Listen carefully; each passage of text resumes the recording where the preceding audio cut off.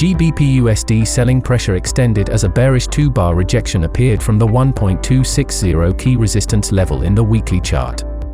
Moreover, the dynamic 20 EMA remained above the weekly resistance, increasing the possibility of selling pressure in the coming weeks.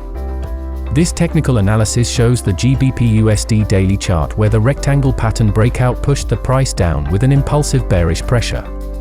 Moreover, the RSI is down with an aggressive momentum where any intraday bullish correction may extend the current bearish pressure.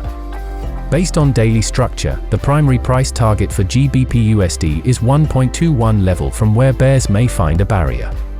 Before that, any minor bullish correction in the intraday chart would be a bearish opportunity.